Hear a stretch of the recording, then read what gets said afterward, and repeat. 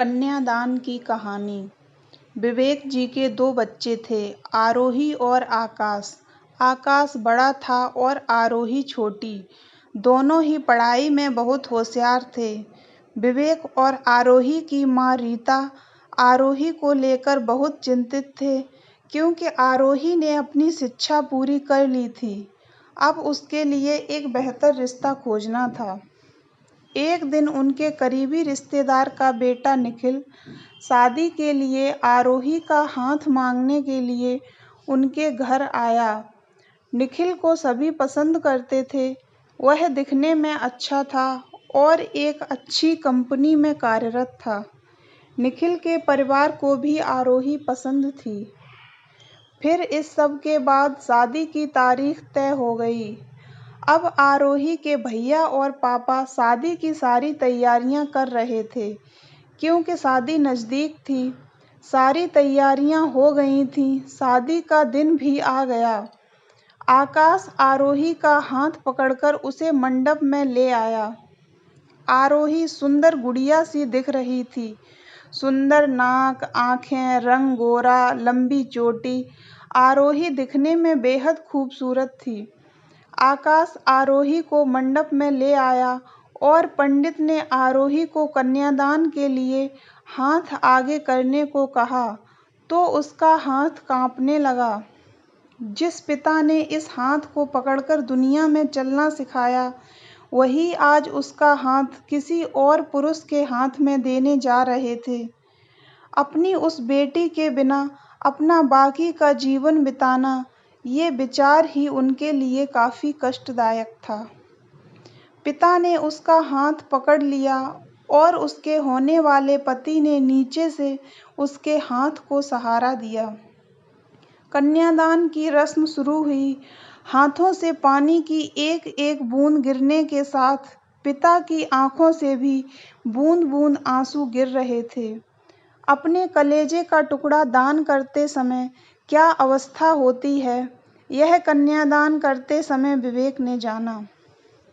वह रस्म खत्म हुई तो पंडित जी ने विवेक के सामने बेटी और उसका पूरा ससुराल परिवार बिठाया और पंडित जी ने कहा, आज से आपकी बेटी उनकी हो गई। उनसे कहो कि उसका अच्छे से ध्यान रखें। आरोही अपने मायके वालों के लिए एकदम पराई हो गई। उसकी आंखों में आंसू भर आए।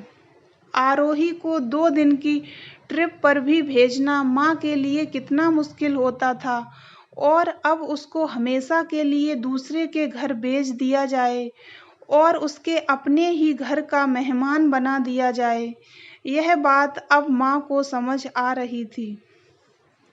उस रस्म के बाद दूल्हा गेट पर आ गया।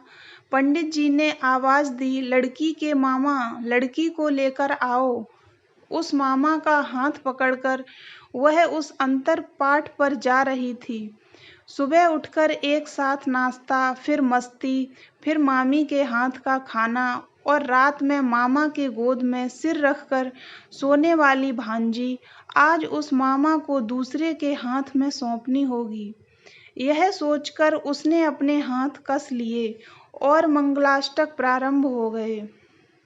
भाई दूज के दिन बिना कुछ मांगे मिलने वाला गिफ्ट, एक साथ फोड़े हुए पटाखे, टीवी कौन देखेगा इस पर झगड़ा और दादाजी गुजर जाने के बाद उन दोनों का गले लगकर रोना। दोनों भाई बहन आज एक दूसरे को देख रहे थे। उतनी ही देर में मंगलाष्टक समाप्त हो गए। मंगलाष्टक समाप्त हो जाने के बाद आरोही अपने आगे आने वाले नए जीवन को लेकर उत्साहित हो गई। आरोही ने वरमाला पहनाई और अपने पति निखिल के पास खड़ी हो गई। आरोही के सामने बहुत से लोग खड़े थे। कुछ आशीर्वाद दे रहे थे और कुछ पास आकर स्तुति कर रहे थे। फोटो के लिए उसकी सहेलियां आईं। एक ने उसका हाथ पकड़ा, दूसरी ने उसका अटका हुआ पल्लू निकाला और तीसरी ने उसके आंसू पोंछे।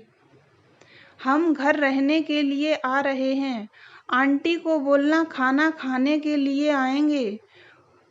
उसे उस एक कमरे की आवाज़, एक दूसरे के अधिकार और वह दिन याद आ गए जब वे एक साथ रहती थीं।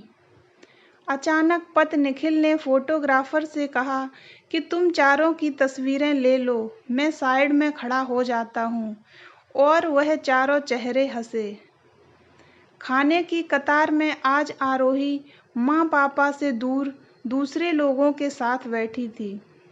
खाना खाने के बाद पंडित जी ने गौरी की पूजा करने के लिए आरोही को बुलाया। आरोही ने वहाँ मन से पूजा की। माँ ने आरोही की झोली भर दी और अनीता आंटी ने कहा कि आप पीछे मत मुड़ना। आरोही अचानक चौंक गई। वह आगे बढ़ने लगी। इतने सालों से बच्चे की तरह पाले हुए उस चाचा का बांध टूट गया। स्कूल से घर वापस आने में देर हो जाने पर अस्वस्थ होने वाले वह चाचा जी, जन्मदिन पर 5-6 फ्रॉक उसके आगे लाकर रखने वाले चाचा जी, मैं नहीं आने वाली, आज घर में चाची के पास रहूंगी कहकर रोने वाली, वह आज हमेशा के लिए दूर चली जाएगी। यह आरोही के दूसरे माँ पापा के रूप में चाचा चाची को भी यह बात सहन नहीं हो रही थी। उसकी पहचान आज बदल चुकी थी।